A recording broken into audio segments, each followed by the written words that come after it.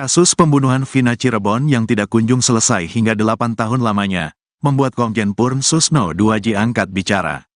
Mantan Kabareskrim tersebut menilai Kapolres Cirebon dan Kapolda Jawa Barat saat peristiwa berlangsung, bertanggung jawab atas polemik kasus ini.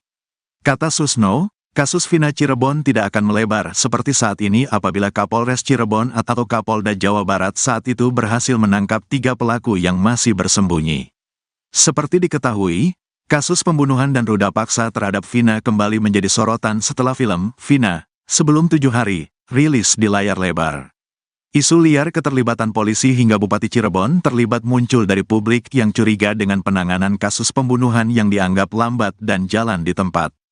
Ini yang harus dipertanyakan, siapa Kapolres pada 2016 itu kemudian yang mengganti dia siapa? Ngapain aja, 3 DPO tidak ketemu, katanya. Susno Duaji pun menilai wajar ketika masyarakat protes atas kinerja Kapolres Cirebon dalam kasus Vina. Dia menyindir Kapolres Cirebon yang tidak mampu menangkap 3 DPO yang dianggapnya kelas tri, ketika ada penjahat, kelas kakap, lainnya yang masih berkeliaran seperti teroris hingga perampok.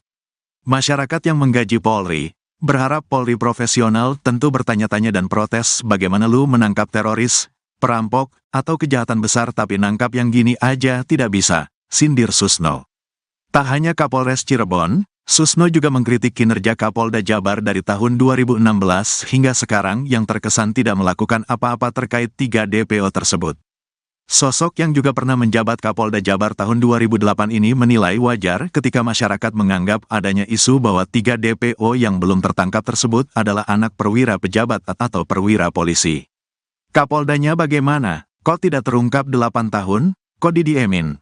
Sehingga berkembanglah isu, oh ini, DPO, anak pejabat polisi.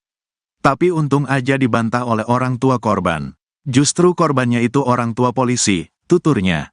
Diketahui saat peristiwa pembunuhan terjadi, Brigjen Adi Vivit Agustiadi Bahtiar menjabat sebagai Kapolres Cirebon. Sementara Irjen, Pol, Purn, Ders, Bambang Waskito saat itu menjabat sebagai Kapolda Jawa Barat. Kriminolog mengingatkan polisi agar berhati-hati dalam menangani kasus pembunuhan Vina di Cirebon. Terlebih lagi, jangan ada rekayasa penetapan tersangka karena adanya tekanan publik. Pasalnya, kasus pembunuhan yang terjadi pada 2016 itu telah menjadi perhatian publik. Bahkan, banyak pihak juga yang turut mengawal kasus ini agar bisa selesai. Apalagi, saat ini 3 dari 11 pelaku pembunuhan Vina belum juga ditangkap. Kriminolog dari Universitas Islam Bandung, Unisba, Nandang Sambas mengatakan, polisi harus berhati-hati karena saat ini sudah ada 1 terpidana yang bebas. Namun, terpidana tersebut justru mengaku sebagai korban salah tangkap polisi. Jangan sampai ada orang yang dikorbankan karena untuk mencapai target, sudah booming, jadi direkayasa. Pelakunya, ujar Nandang, saat dihubungi, Senin, tanggal 20 Mei tahun 2024. Dikutip dari tribunjabar.id. Kalau memang ada kekeliruan ini bisa mencemarkan nama institusi kepolisian, katanya. Diketahui saat ini 3 pelaku pembunuhan Vina dan kekasihnya di Cirebon, Jawa Barat, masuk ke dalam daftar pencarian orang, DPO. Sebelumnya, Kabid Humas Polda Jabar Kombes Pol Jules Abraham mengatakan, polisi masih mencari identitas ketiga tersangka berdasarkan ciri-ciri yang sudah ada. Harapannya ada pihak yang tahu alamat, keluarga, atau bahkan pelaku itu. Dia juga mengimbau kepada masyarakat, agar bisa melaporkan ketika mendapati ketiga tersangka atau yang diperkirakan keluarga, ke kantor polisi terdekat. Tolong agar dapat menginformasikan kepada kami yang dapat kami proses, kami ungkap kasus ini. Kami mohon doa seluruh warga masyarakat khususnya di Jawa Barat untuk kami dapat mengungkap kasus ini dengan seterang-terangnya dan segera, ujar Jules. Kasus pembunuhan Vina dan kekasihnya bernama Muhammad Rizky Rudiana atau Eki terjadi sejak tahun 2016 silam. Dari kasus tersebut, polisi berhasil menangkap 8 anggota geng motor, sementara 3 lainnya masih buron. Lalu, setelah kisah pembunuhan tersebut menjadi film horor berjudul Vina, Sebelum 7 Hari, kasus pembunuhan di Cirebon itu kembali viral. Hingga akhirnya, Direktorat Tindak Pidana Umum, Dittipidum, Bareskrim Polri pun turun tangan memburu 3 tersangka yang masuk DPO dalam kasus pembunuhan Vina dan Eki. Kami turunkan tim untuk backup Polda Jawa Barat, ujar Dirtipidum Bareskrim Polri, Brigjen Juhandani Raharjopuro. Kasus pembunuhan terhadap Vina dan Eki di Cirebon 8 tahun lalu hingga kini masih jadi pembicaraan hangat, terutama sejak diangkat dalam film layar lebar. Berbagai hal berkaitan dengan kasus pembunuhan Vina Cirebon pun menjadi sangat disoroti warganet, terutama bagi kepolisian. Kini, sosok polisi yang pernah menangani kasus pembunuhan Vina Cirebon pada 2016 silam pun ikut menjadi sorotan. Ketika itu, kasus tersebut ditangani Kapolres Cirebon Kota, saat itu, AKBP Indra Jafar. Kini, polisi yang dulu menangani kasus pembunuhan sadis Vina Cirebon sudah menjadi jenderal hebat. Seperti apa penanganan kasus Vina Cirebon pertama kali? Lalu, seperti apa profil jenderal hebat yang dulu pernah menangani kasus viral yang kini diangkat menjadi film tersebut? Dikutip dari Tribun News, Indra Jafar menceritakan kronologi kasus yang ditanganinya dulu. Ia mengatakan bahwa Vina dan Eki mulanya tengah berkeliling bersama rekan geng motor.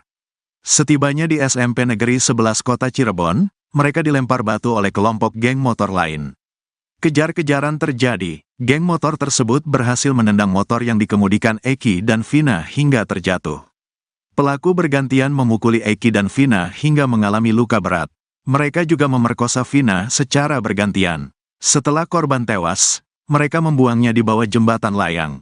Asumsi pertama saat itu adalah kejadian laka lantas. Setelah itu, kami mendapat informasi dari rekan korban bahwa korban belum tentu mengalami kecelakaan lalu lintas, kata Indra Jafar, dikutip dari Kompas.com. Polisi telah menangkap 8 dari 11 pelaku pembunuhan dan pemerkosaan Vina. 7 diantaranya divonis hukuman penjara seumur hidup, sedangkan 1 pelaku dihukum penjara 8 tahun. 3 pelaku lain, yakni Dani, 28, Andi, 31, dan Pegi, 30, masih buron. Dulu masih berpangkat AKBP, sekarang karir Indra Jafar sudah melenting.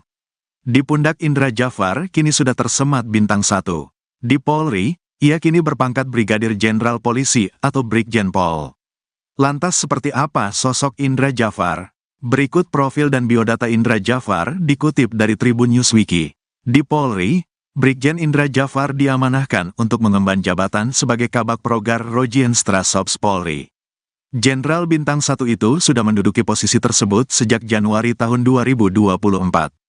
Sepanjang karirnya, Brigjen Indra Jafar juga pernah menjabat Kepala Kepolisian Resor, Kapolres Cirebon Kota. Kala itu, Indra Jafar pernah menangani kasus viral, yakni pembunuhan Vina Cirebon pada tahun 2016. Saat itu, Indra Jafar masih berpangkat AKBP. Brigjen Indra juga sempat menghebohkan publik karena menjadi muazin pada salat Jumat di aksi 212 atau aksi tanggal 2 Desember tahun 2017. Rekam jejak Brigjen Indra Jafar pun juga tak main-main. Jenderal asal Malang ini pernah menjadi komandan upacara penurunan bendera saat HUT ke-72 RI.